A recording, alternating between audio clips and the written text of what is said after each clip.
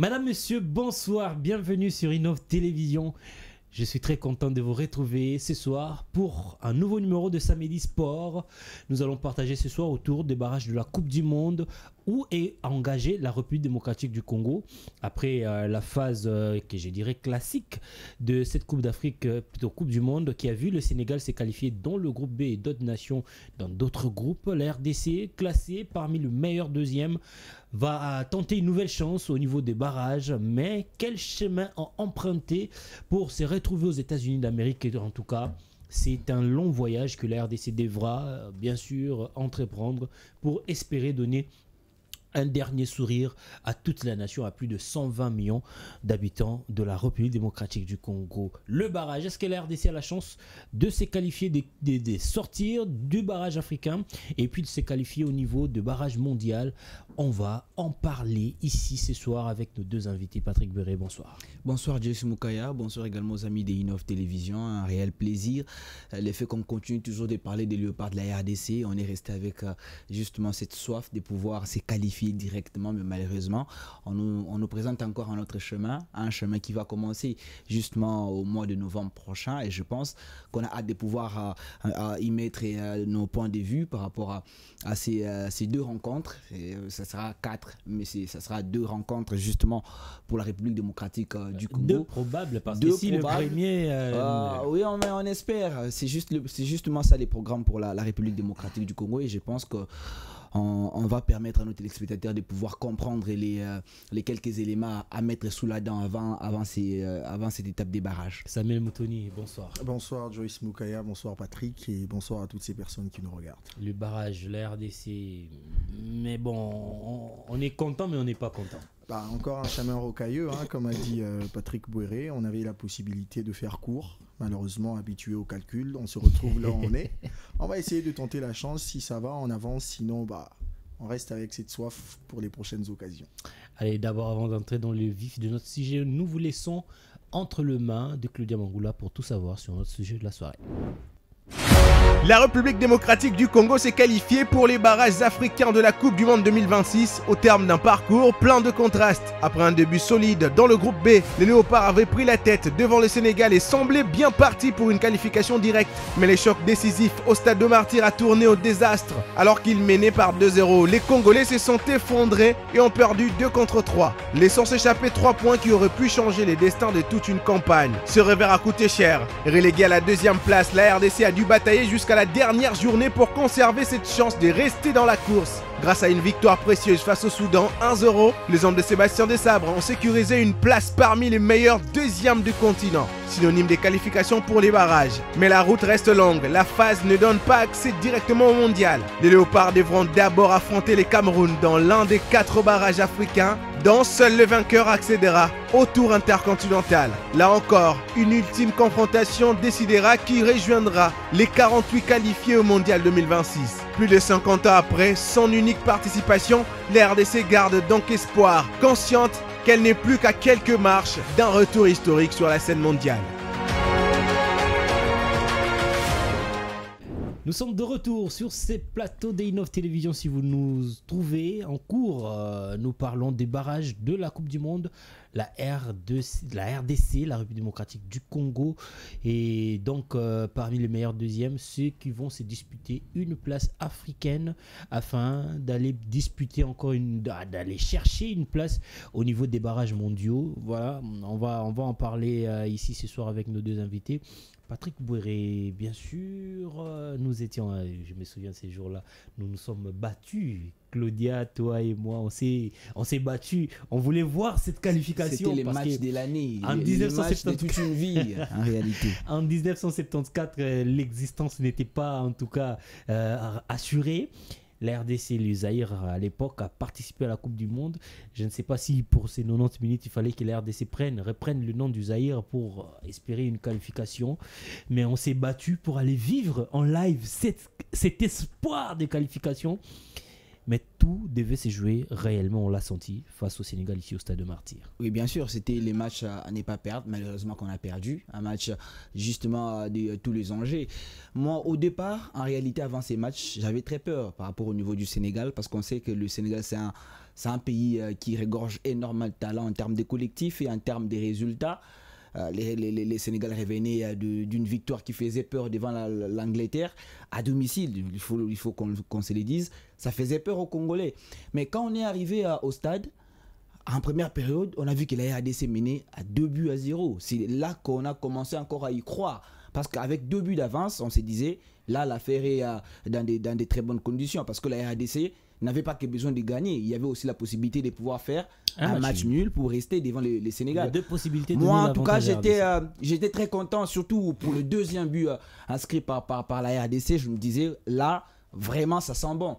Mais curieusement, les Sénégalais ont justement fait appel à ces miracles qui est venu directement, je sais d'où, pour pouvoir renverser la situation au Stade des Martyrs de la meilleure manière possible. Ils ont démontré en réalité cette force. On l'a dit, on va se qualifier pourquoi? Pour une Coupe du Monde. Une Coupe du Monde réunit justement les meilleures nations du monde. Et si on veut être parmi les meilleurs, il faut en réalité bien se préparer et prendre les choses au sérieux. Excusez-moi de le dire, je n'ai pas senti en réalité la formation de la République démocratique du Congo dans la recherche d'une qualification. Parce que vous avez 2 buts d'avance pour un pays ou pour une équipe qui se veut se qualifier directement avec 2 buts d'avance. Il faudrait être sérieux à un certain moment. Il faut démontrer à la face de la nation cette envie-là.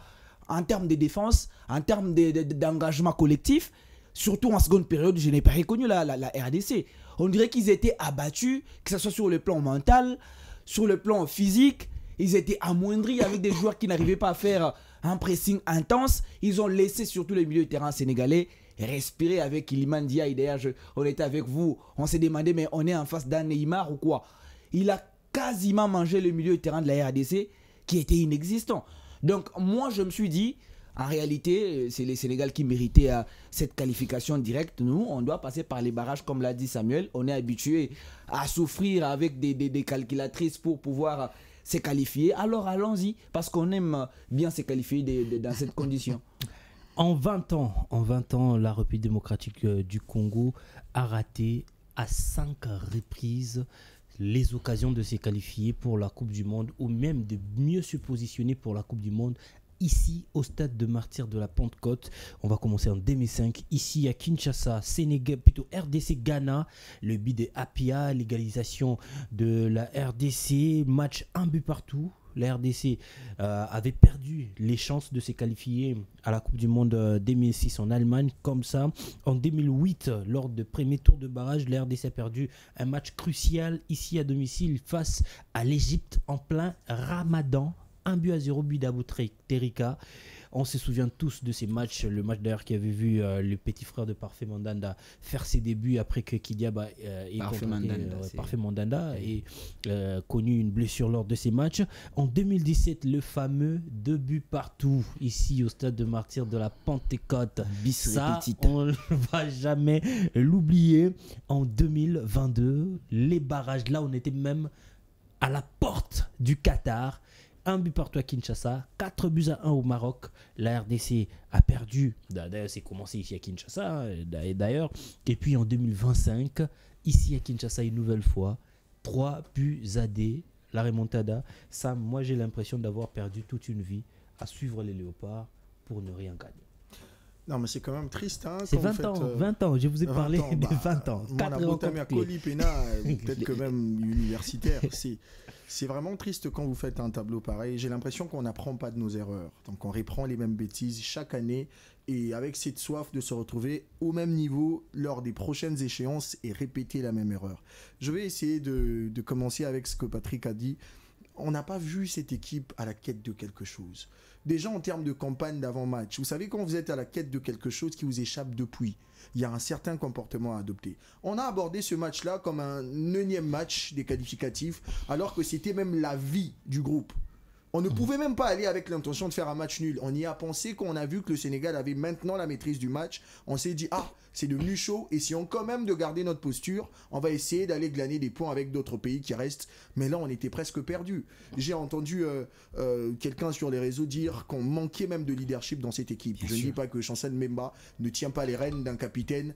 Mais quand on repense par exemple à la Coupe d'Afrique de Nations 2015 avec un capitaine comme Youssouf Mouloumou, qui au-delà d'être sur le banc, mais qui a un certain tonus, un certain discours, une certaine hargne qu'il communique à l'équipe, vous sentez que vous êtes à la quête de quelque chose. C'est ce jour-là que moi j'ai vu la RDC être capable de remonter après avoir encaissé 2 buts.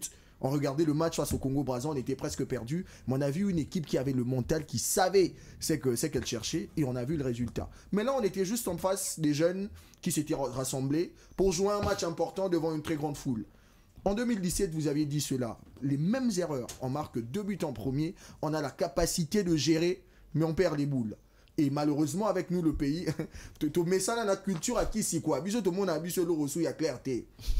Ils arrêtent. Ah, au moment où que moi quitté on a terrain. Je sais même pas quoi ya bongo. Oui, comme tu comme tu as ce que là oui ça. Azo porter ga ballon boy. À quoi match ça qui pas na.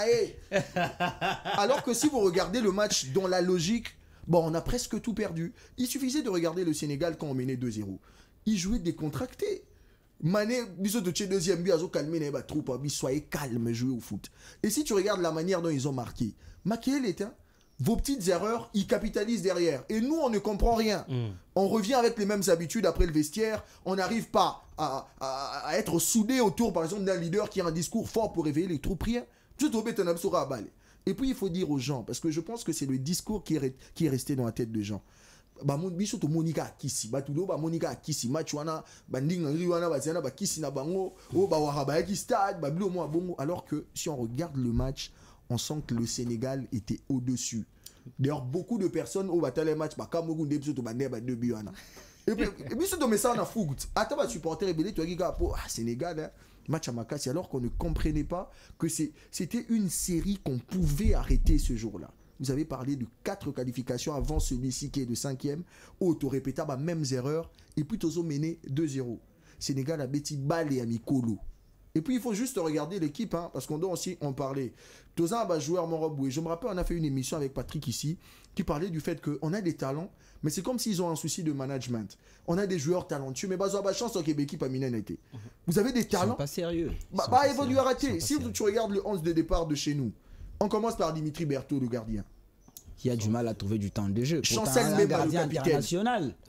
Chancel même le capitaine. Quand on a joué ce match-là, il n'avait pas de club. Il n'avait pas de club. On va pas parler d'autres personnes comme Dylan. Il y avait aussi Yohan qui venait de signer aussi. Si tu viens au milieu de terrain. Non, mais on reste d'abord en défense. Masuaku qui n'avait pas de temps d'avance. Rien, il jouait pas. Alors que Joris Kaimbe, c'est les leaders de son équipe. Il joue la Ligue des Champions. Mais qu'on a mis sur le banc alors que le match précédent, il a même fait une passe décisive. Donc, vous jouez face à une équipe du Sénégal qui, dans son 11 type, il n'a pas de remplaçant en club. Il n'a pas de remplaçant. Commençons par le gardien jusqu'en attaque. Tous sont titulaires en club et puis ils jouent des championnats de haut niveau. Et ce qui est sérieux, Yohan Wissa qui n'a pas joué une minute avec la formation de Newcastle. Même pas de préparation. Il y a un moment où il commençait la préparation et puis il a arrêté. Jusqu'à pendant combien de temps? C'est incroyable. Donc bien sûr qu'on regarde la gestion de l'effectif et le niveau que nous on avait, c'est normal qu'on se perde comme ça. Parce que le Sénégal, moi je vous dis, si c'était le Sénégal qui avait commencé par 2-0, on n'aurait pas vu les perches de cette équipe-là. Ils auraient très bien géré ce match parce qu'ils savent comment on le fait. Nous, on sait que marquer, mais on ne sait pas gérer les scores. Ça a toujours été comme ça avec les Léopards. On commence bien, et puis après, c'est un souci. Et ça, très rarement, on a regardé ça avec une équipe mounene. Abandi Babut a géré n'ayepé score Wanati Nasuka. Donc c'est ça la réalité qu'on a rencontrée. C'est la réalité. On va continuer avec notre plus grand souci. Hein, mais on doit parler de ces barrages. Mais d'abord, on doit aller découvrir notre prince du week-end. Ça va faire une semaine, on n'en a plus parlé. Patrick Bouéré va quand même nous parler de notre prince du week-end. Oui, aujourd'hui on a choisi un joueur très important qui justement va faire parler de lui dans quelques moments en République démocratique du Congo. Le prince du week-end s'appelle Kachala Ouanet. Il est justement actuellement joueur du FC Saint-Éloi à Lupopo. Kachala Ouanet, un joueur qui se distingue par son instinct de buteur et sa combativité sur les terrains. Cet attaquant redoutable s'est usé de son pressing pour pouvoir épuiser les défenses adverses, rendant son jeu particulièrement efficace lors de la saison dernière. Il a disputé 630 minutes avec la formation des Aigles du Congo, ce qui est arrivé juste au moment où la saison avait déjà commencé pour les Aigles du Congo, mais très importante, puisqu'il a eu à marquer au moins 4 buts avec la formation des Aigles du Congo en étant remplaçant, un joueur qui avait les rôles d'un super sub, qui rentrait à tout moment pour pouvoir apporter son expertise dans cette formation des Aigles du Congo, qui justement a remporté le titre de la Ligue nationale de football. Et pour son match référence en Ligue nationale de football, demandez-moi, c'est justement face à la formation des Lupopo qu'il a signé cette saison. Exactement. Il a marqué un doublé important permettant aux Aigles du Congo de s'imposer ici à Kinshasa au stade des Martyrs. C'était une victoire très importante, et c'est pas fini puisqu'il continue à grandir. Cette saison en Ligue des Champions de la CAF, il a été le premier à pouvoir délivrer les Football Club Santello Lupopo à domicile au stade Frédéric Kibasa Maliba face à Orlando Pirates. Une rencontre où les gens se disaient Lupopo va justement être en victime expiatoire au stade Kibasa Maliba, mais de la 3e minute, écoutez, Kashala Ouanet, de la meilleure manière possible, va justement marquer un but très décisif qui a permis au Football Club Santello Lupopo de pouvoir enchaîner avec 3 buts après. Et lorsqu'on pense que la situation de ces joueurs au sein de son club, Santello Lupopo, a été décantée à quelques minutes du match, il n'aurait pu jouer ces matchs. Je parle des 40 minutes avant le coup d'envoi. Il y avait de l'incertitude pour Kashala Ouanet, qu'il ne savait pas s'il allait être autorisé à jouer, puisque ce qui posait problème, c'était son document administratif qui n'était pas signé. C'est la formation des Aigles du Congo qui devait faire justement les travaux de pouvoir signer et envoyer au FC Santello Lupopo les documents pour permettre l'utilisation de Kashala Ouanet. Entre la tension, entre l'angoisse et justement cette volonté, cette envie de pouvoir démontrer son talent sur la pelouse, et cette délivrance qui est arrivé 40 minutes avant le coup d'envoi du match, qui a sorti cette hargne de vaincre. 3e minute, Kashala Ouanet débloque justement le score au stade Frédéric Kibasa Maliba. On va dire que là, ce Vita Club a raté de près l'élément de sa saison. Ah, c'est ça le grand souci avec le mercato de l'ASV Club, hein. Parce que là, on est entre spéculation et incertitude. On a vu le joueur être en préparation avec le club vert et noir, et subitement on l'a vu passer. C'est qui est le cas pour plusieurs autres joueurs. Plusieurs autres joueurs qu'on a vu aduler pendant 2-3 matchs. On a accepté qu'ils reviennent, qu'ils viennent jouer pour l'ASV Club, mais après ces soucis administratifs et cette lenteur à concrétiser certains transferts fait en sorte que des joyaux décident de partir. On a vu Kashala Ouanet aujourd'hui, qui est au niveau de Lupopo, qui a marqué un but décisif pour donner le large à son équipe pour une qualification. Et on craint que ce soit le cas pour d'autres joueurs, d'autres talents qu'on voit au niveau de l'ASV Club et qui n'arrivent pas à voir clair dans leur mercato, et ils décideront de partir. Je crois que c'est une leçon. Hein. C'est aussi important de pouvoir épingler la relation avec le club des Aigles du Congo. Aujourd'hui, tout le monde le sait. Justement, c'est très difficile de voir. C'est le nouveau derby de la capitale. On l'a vu du côté du football club les Aigles du Congo. Quand on a vu le joueur s'entraîner, ils ont clairement dit qu'il ne va pas jouer chez vous. Et d'ailleurs, c'est aujourd'hui manager du club. Qu'on parle du fait que le club également a des soucis en termes de concrétisation. Ils n'ont pas su négocier, c'est ce qui est vrai. Alors, la petite anecdote, c'est que Kashala Ouanet, qui était chez les Aigles du Congo, est parti chez Lupopo pour être l'élément décanteur au niveau de cette formation, alors que Lupopo voulait au départ recruter Tony Talassi, qui a signé chez les Aigles du Congo, et aujourd'hui qui n'a pas assez de temps de jeu parce qu'en Ligue des Champions, il n'a pas joué les 2 matchs. Malheureusement, ça joue à la carte. Prédire l'avenir, c'est difficile, c'est bien compliqué. La longue. Ça joue à la carte. C'est pas un genre, c'est pas de ça joue à la carte. Donc, effectivement. La saison sera longue. Bon, Tony Talassi, c'était le 2e meilleur buteur de la saison précédente. Le meilleur buteur, qui est Orso Mwaku, est parti au niveau de la Tanzanie. Lupopo voulait remplacer par le 2e meilleur buteur. Il n'a pas réussi. Mais là, Kashala Ouanet qui vient enlever tout le souci des Lupopo. On revient sur notre sujet du jour, le barrage. La RDC va affronter le Cameroun en premier. Selon le dernier classement FIFA, si on tient compte de ça, la RDC devra affronter le Cameroun et le Nigeria va affronter le Gabon. On va faire un petit comeback pour parler de ces nations que la RDC n'a pas pu battre dans des moments importants comme celui-ci. Il y a le Sénégal, il y a le Maroc, il y a la Tunisie, il y a l'Égypte et les Ghana. En réalité, On va y ajouter maintenant le Cameroun, on va ajouter le Nigeria et même le Gabon qui a posé des problèmes à la RDC et même a éliminé la RDC pour la CAN, je crois, en 2022 ou 2021 au Cameroun. tout va se jouer sur le terrain en termes de préparation, comme l'a dit Samuel Moutoni. Mais je vais faire juste une petite parenthèse pour rire. Les gens croient beaucoup plus aux fétiches. Vous avez parlé de la rencontre devant l'Égypte, je me rappelle au Stade des Martyrs. Et le gouvernement est allé donner des vivres aux vieillards pour dire qu'ils doivent gagner. Mais malheureusement, ces jours-là, on a vu autre chose. On a pratiquement vu autre chose sur les terrains. Et encore, l'anecdote, c'est que les Bénins aujourd'hui en Afrique, on dit c'est les pays les plus maraboutés, si on doit les dire, permettez-moi l'expression. Où sont-ils? Mais les Nigériens l'ont battu 4-0. Et c'était un match crucial. Ouais, alors que le Bénin avait des chances de qualification. Le Bénin a voulu jouer le match à un niveau mystique. Par des avions. Malheureusement, ça l'a pas chose, hein. Non, ça a quand même effrayé. Il faut les prendre d'une manière sérieuse. Non, c'est en réalité. Mais crash, c'est pour ça là-bas. Nigeria perd de équipe, déclarer forfait. Et puis Bénin qui mondial. Mais malheureusement, c'est imbité. Oui. Pour autant dire que tout se joue sur les terrains. Tout se joue sur les terrains parce que ce qui est important pour la RDC, ce n'est pas croire à ces histoires-là, bien préparer l'équipe, mettre un projet de jeu.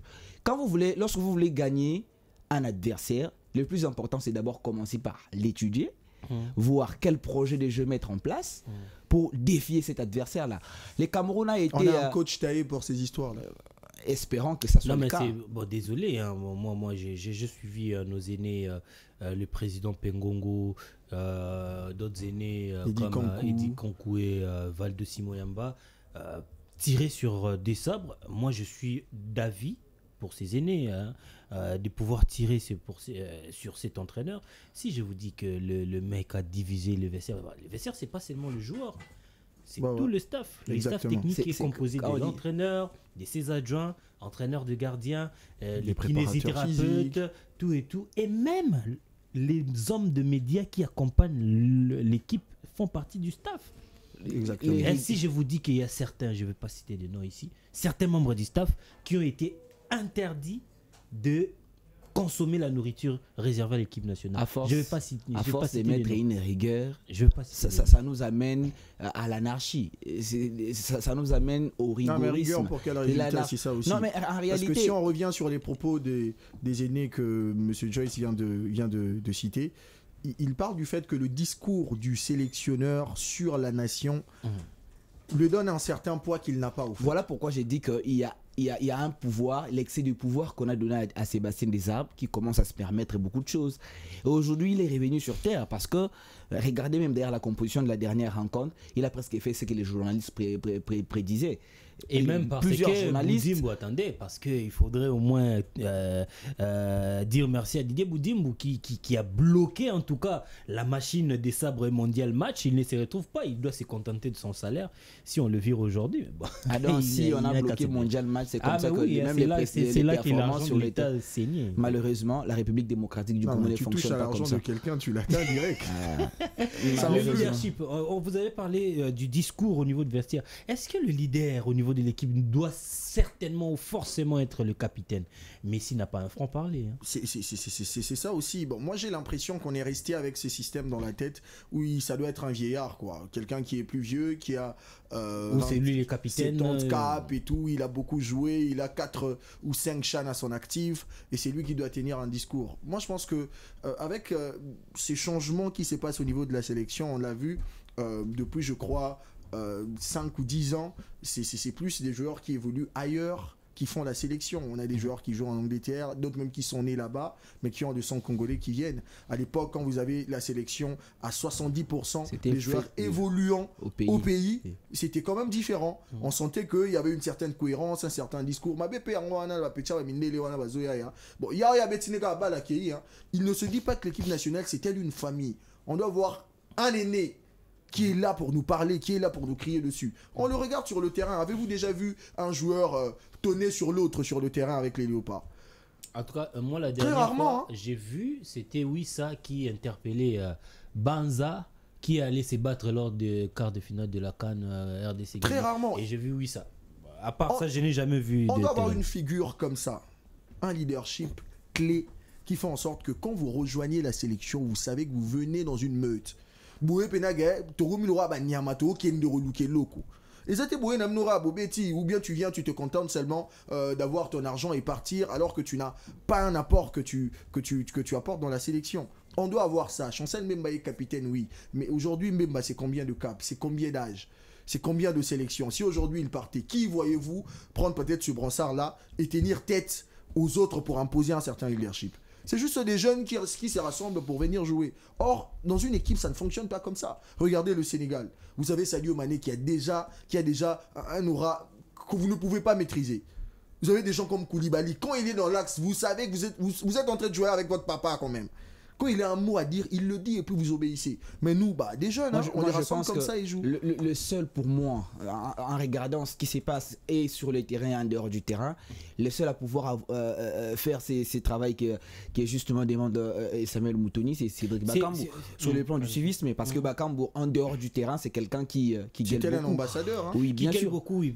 On va rester sur ces problématiques de leadership ou des discours au niveau de vestiaire, parce que c'est le même problème qui a causé, en tout cas, la situation qui vit aujourd'hui les Lions indomptables, que nous allons d'ailleurs affronter, parce qu'ils ont eu cette force de pesanteur des Eto'o-fils. Il n'y a plus eu des leaders au niveau de l'équipe nationale. Pendant plusieurs temps, on ne sent plus l'équipe nationale.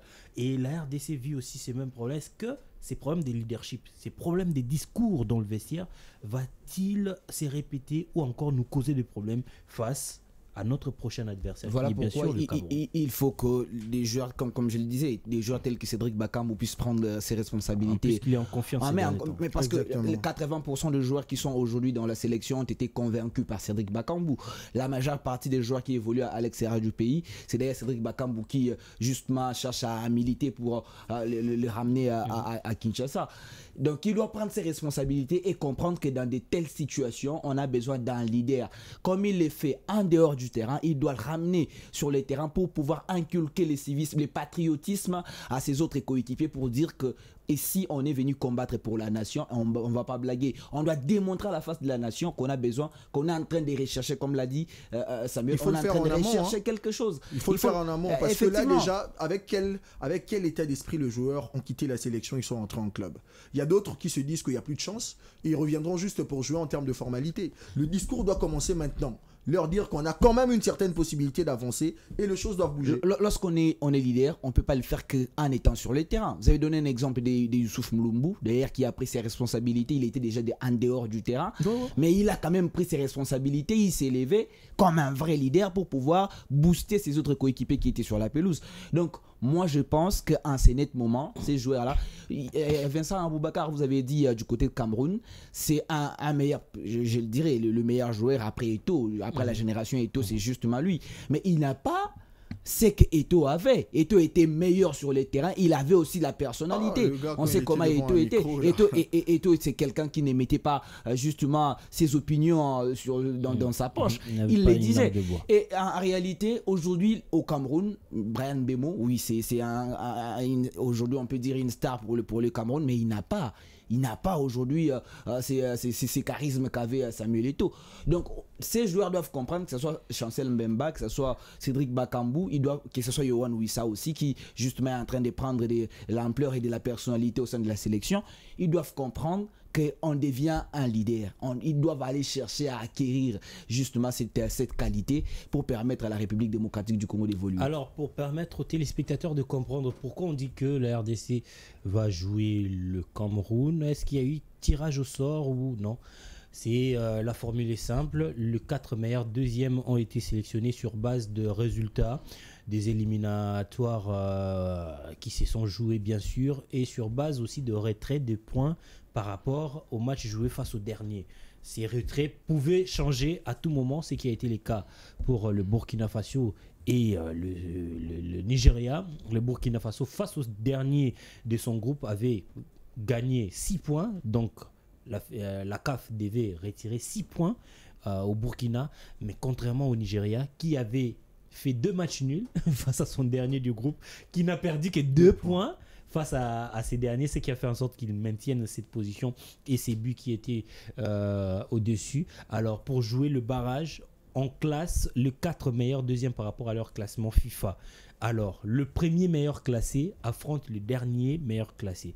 Ça veut dire que le Nigeria, qui est mieux classé que tout le monde, affronte le Gabon, qui est le dernier parmi les 4 équipes qualifiées pour la phase de barrage. Alors, le Cameroun et la RDC, qui se suivent dans le classement africain, selon les 4 nations qualifiées au barrage, devront aussi s'affronter. Alors, lorsque les 4 nations vont s'affronter, les 2 qui se qualifieront vont jouer une finale et le vainqueur de cette finale va se qualifier au barrage au niveau mondial. Et au niveau mondial, ils seront à 6 pour plusieurs fédérations, plutôt confédérations, sauf l'Europe qui va qualifier toutes ces nations directement. Alors, l'enfant gâté, l'enfant gâté de la FIFA.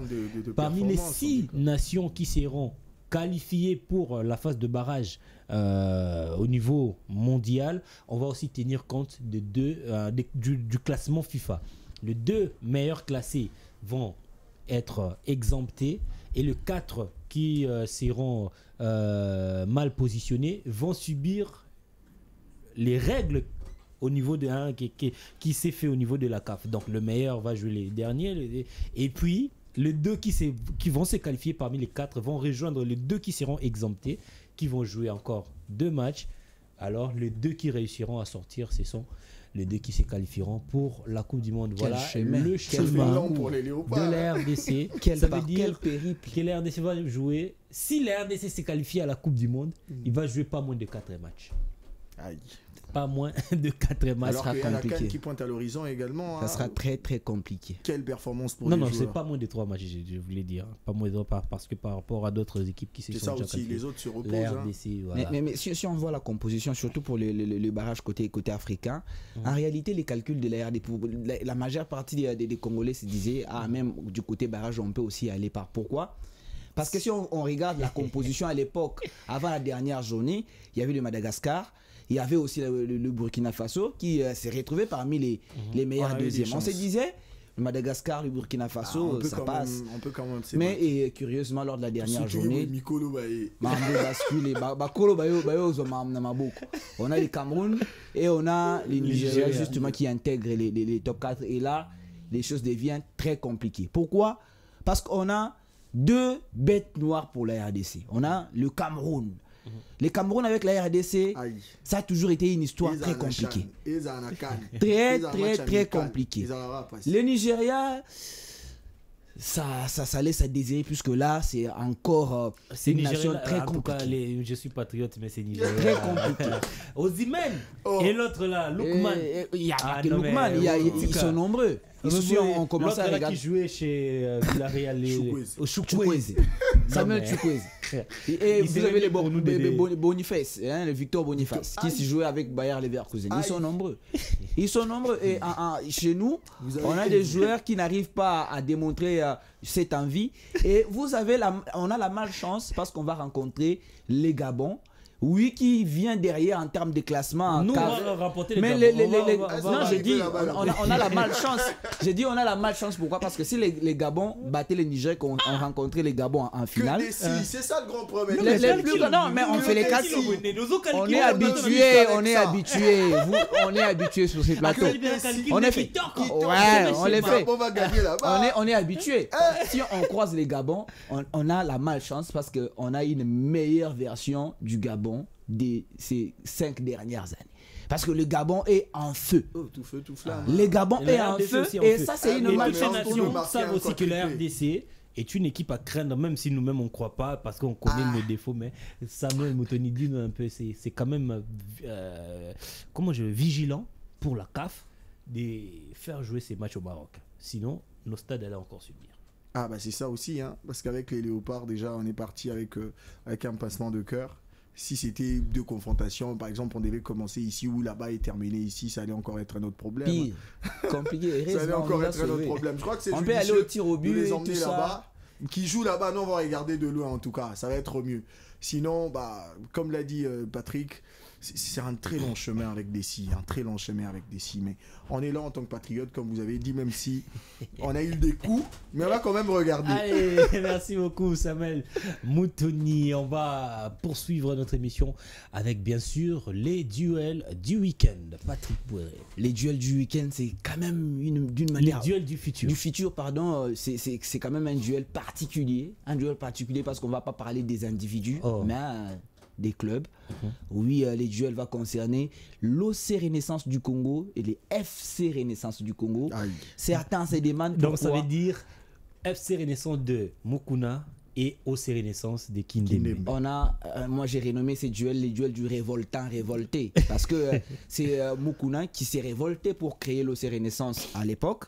Et après avoir constaté que les choses ne marchaient pas, pour créer FC Renaissance. FC Renaissance qui s'est transformé en l'OC Renaissance. Exactement. Et il a constaté que les choses ne marchaient pas. Il va se révolter encore une fois pour créer un autre Renaissance. C'est devenu un duel des enfants qui cherchent les titres, l'héritier légitime de la famille Renaissance. Et comme le hasard aime bien justement venir faire jouer trouble les fêtes dans des histoires, les deux clubs se retrouvent être éligibles à jouer la Ligue nationale de football. On aura cette saison en Ligue nationale de football les FC Renaissance qui va croiser l'OC Renaissance. Lequel de ces deux Renaissances va se retrouver l'enfant légitime pour disputer les titres de l'héritier légitime de la famille Renaissance? Je vous laisse. J'ai peur pour le stade. OC Renaissance du Congo, FC Renaissance du Congo, c'est deux formations réunies à bouger les lignes au niveau du football de la République démocratique du Congo. Le querelle au niveau interne a fait en sorte que cette formation puisse être fragilisée. Aujourd'hui, on ne sait pas, puisque le FC Renaissance créé en 2014 n'avait pas de place au stade de Martyrs. OC Renaissance est arrivé, FC est revenu. On a maintenant Daring qui a la légitimité de la place du stade de Martyrs de la Pentecôte. Il y a l'OC et le FC qui se mettra de l'autre côté. On ne sait pas. On attend la décision. J'ai d'ailleurs peur de pouvoir constater dans le futur un RC Renaissance. RC encore. Oh, mais quand on a déjà OC et les FC, il y a un risque d'avoir un RC. S'il y a un mécontent, on risque d'avoir un RC. Samuel Moutoni, pour le duel du futur, comment vous voyez FC Renaissance, OC Renaissance? Moi, j'ai vu un match de FC Renaissance, c'était samedi dernier, face à l'équipe U19 de Zègle du Congo. Ah non, mais c'était... J'ai adoré Tekama, j'ai vu comment cette équipe-là s'est jouée. Bon, même si c'était pas un match du championnat, l'intensité... Mais il y a quand même la hargne. Ouais, il y avait la hargne. J'ai vu vraiment que les choses allaient bien. Je crains même pour OC Renaissance. Je ne dis pas que c'est FC plus fort que OC. Mais comment vous voyez ces duels du futur? Moi, je crois que ces côtés historiques ajoutent déjà une saveur à cette rencontre. Il y aura en tout cas du pain sur la planche pour les deux équipes. Vous avez parlé de FC, il y a quand même un mercato, quoique pas fameux, qui s'est fait avec certaines têtes qui ont déjà joué la Ligue nationale de football, qui ont rejoint FC Renaissance. Question de donner un peu plus du tonus à l'équipe. Bola Boto, Bola Lobota, il y a Folo Konzulama, il y a déjà Tekama qui est là. C'est déjà une équipe qui doit jouer la Ligue nationale de football. Et OC Renaissance, avec des probes internes, l'Assemblée Générale qui vient de se tenir pour essayer de bouger les choses. Je crois que ça va faire une nouvelle affiche qui va nous tenir en haleine. Alors nous allons commenter un tout petit peu, en tout cas soyez un peu bref, l'élection de Willy Kindembe à la tête de l'OC Renaissance du Congo. Il a tout fait, il faut qu'on se le dise, pour écarter tout le monde afin de s'éterniser à la tête de cette formation. Chose que ses supporters fustigés chez Mukuna, lui est en train de reproduire ça à la perfection. Et même avec maestria, il veut rester le seul maître de l'OC Renaissance du Congo. Il a été réélu à la tête Mais il y a un journaliste qui a dit, grâce à Obama, qui est d'ailleurs un habitué de cette émission, qui a dit bah la Renaissance, Botala, fauteuil à comité, bangoyo, toboyo comme maquette, t'as raté mbongo, t'as raté voyage pour toi la mbongo. Mais en réalité, c'est l'hérédité de la famille des Immaculés. Et permettez-moi de le dire, même si on ne parle pas de l'histoire d'Alain Clément Mapembe, mais c'est l'hérédité. Ça provient déjà du DCMP. Vous avez vu les élections du DCMP, justement de la même manière, où on cherche à trouver un compromis. Quel compromis? Mais ça a toujours été comme ça. C'est comme quand on cherche à trouver un compromis. Partout, compromis sur compromis. Je ne sais pas qu'est-ce qui dirigeant aux Penambongoté, mais où est la poste? Aux Anambongoté, mais on les voit. Mais on le voit pas. L'argent, on les voit. Qu'est-ce qu'il faut avec cet argent-là? Mais Paul Kassembe l'a acheté de parcelles aux supporters et puis il s'est tapé. Famille a bien aussi les Anambongo et Banaka. Soki famille Anambongo et Banaka. On a Bana, Elonia Bana, tout ça. Ça va. Il ne faut pas se dire des choses.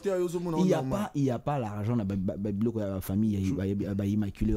C'est toujours comme ça. Ils se disputent dans la poste. Je ne sais pas si c'est pour faire du succès ou quoi que ce soit. Mais en réalité, donc vous donnez combien d'années à l'OC Renaissance? Parce que Moukouna a dit dans 2 ans ça va disparaître. Il y aura un RC Renaissance qui va commencer par net. Et RC Renaissance Rwanda et Roboma OC. Et puis je ne sais pas si on va rester avec les FC. Parce que les FC là, il y a encore... Bangonio Soaza attaché à la personne, à Pascal Moukouna. Je pense que là, ils peuvent encore vivre tranquille. Ah, vous partagez cet avis. Moi, je pense que la plus grande tristesse, c'est déjà la question que vous avez posée en termes de longévité de l'équipe. Quand, à la veille d'une saison, vous avez déjà ça comme problème, des élections que vous faites à sens unique, les candidats, d'autres désistent parce que vous voulez rester seul. Élection à l'unanimité, on a cru vraiment à 63 votants, 63 personnes vont voter. Ça n'a pas de sens. Et puis, quand Patrick Alobi, il faut battre la Babilongi na bango. Ndega grâce à Goubama, billet barabango. Pour ça, les Kamboza, bino bolinga bo des équipes. Assumez-vous. Ah ouais, parce qu'il y a certaines vérités que le journaliste connaît, mais ne peut pas dire. Ça sera chaud. Ça sera chaud. Messieurs, merci beaucoup d'être venus. Un honneur. On se dit au revoir. On se retrouve la semaine prochaine avec le même plaisir pour un nouveau numéro. D'ici là, portez-vous bien. Ciao. Au revoir.